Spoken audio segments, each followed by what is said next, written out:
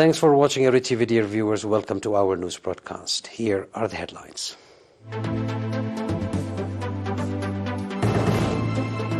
Eritrea participates at diplomatic exposition in South Africa. Meeting for successful implementation of cervical cancer vaccination program.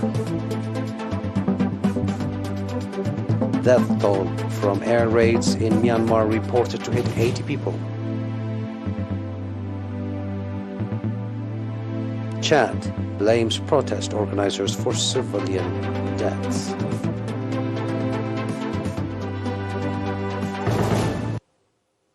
In our domestic news, represented by the Eritrean Embassy in South Africa, Eritrea participated at the diplomatic exposition on 22nd October in Pretoria, the Republic of South Africa.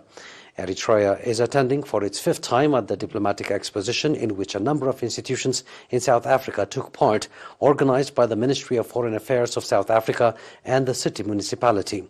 At the expo, the Eritrean Embassy, in cooperation with nationals residing in South Africa, displayed exhibition depicting the culture and traditions of the people of Eritrea, history and geographical location of Eritrea, tourism resources, as well as victories that Eritrea registered in various sports competitions. Based on the overall contents displayed at the diplomatic exposition, Eritrea became a recipient of the Tambo Award Best Overall Exhibition of the Ministry of Foreign Affairs of South Africa. Visitors of the exhibition had the opportunity to get significant understanding of Eritrea and its people, according to reports from the Eritrean Embassy in the country. A meeting with a view to review the preparation for the cervical cancer vaccination program that will be carried out in November was organized in Ansabar Region on 21 and 22nd October in Current City. At the meeting that was attended by administrators of subzones, representatives of the Ministries of Health and Education, as well as other partners, Mr. Tedros Adhanom, Managing Director for National Expanded Program for Immunization, EPI, indicated that cervical cancer is one of the main challenges of the public health and that vaccination program is being initiated on young girls with a view to control the prevalence of the disease, pointing out that the Ministry of Health is working to reduce the prevalence of the disease by 10% in the coming 5 years. Mr. Tedros said that there is plan to introduce the program as part of the regular national vaccination program. Mr. Tedros also called for integrated effort to identify young women that are out of school with a view to enable them become beneficiaries of the vaccination program. Speaking at the event, Mr. Tesfazion Girmay, Director General of Social Service in the region, expressed readiness of the regional administration to play due part for the successful implementation of the vaccination program. According to reports, cervical cancer vaccination program will be held from 21 to 25 November at national level.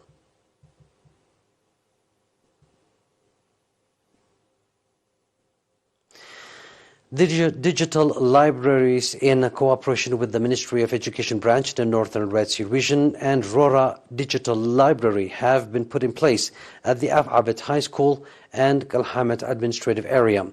The digital libraries include digital equipment as well as Wi-Fi and accessories working with solar system that have been contributed by diaspora nationals, indicating that the program was to enable students from remote areas of the region to become beneficiaries of equitable information. Mr. Solomon Mikael, Director of Rora Digital Library, said that so far digital libraries have been put in place in 18 secondary schools and the program will be ongoing in junior schools. Mr. Mohammed Ali Idris, Head of Education Office in the subzone, pointed out the significance of digital libraries in the development of the teaching-learning process. He further called for sustainability of the program. Mr. Ahmed Mohamed Noor, administrator of the subzone, on his part called on students to take advantage of the opportunity provided and become competitive in their education.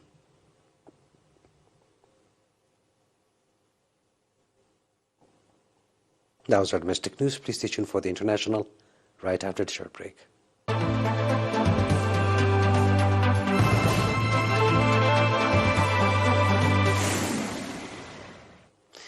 The death toll from a Myanmar military air raid in northern Kachin state has risen to 80, according to reports, as human rights groups accuses the ruling generals of violating the laws of war and called on the international community to impose a ban on the sale of arms and aviation fuel to the country.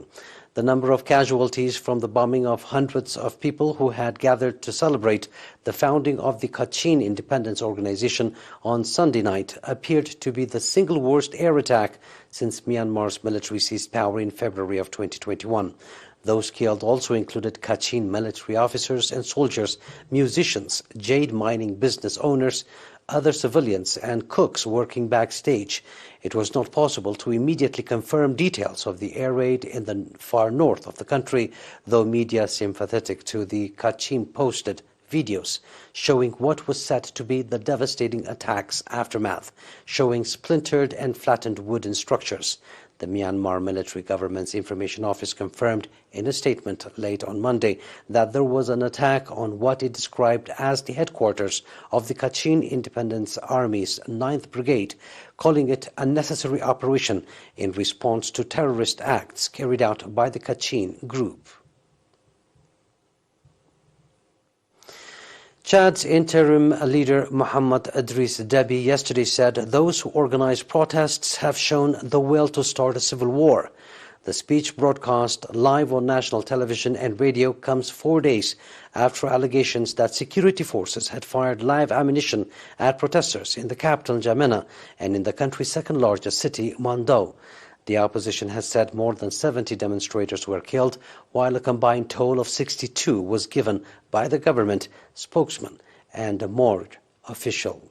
The unprecedented violence towards the demonstrators drew swift condemnation from abroad.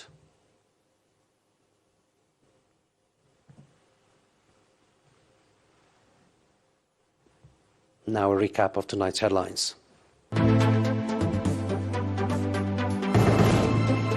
Eritrea participates at diplomatic exposition in South Africa.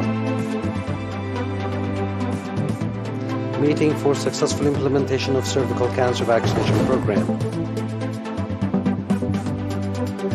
Death toll from air raids in Myanmar reported to hit 80.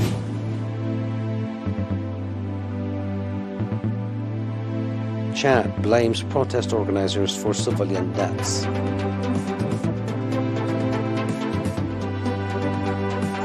That was our news. It is good night from us.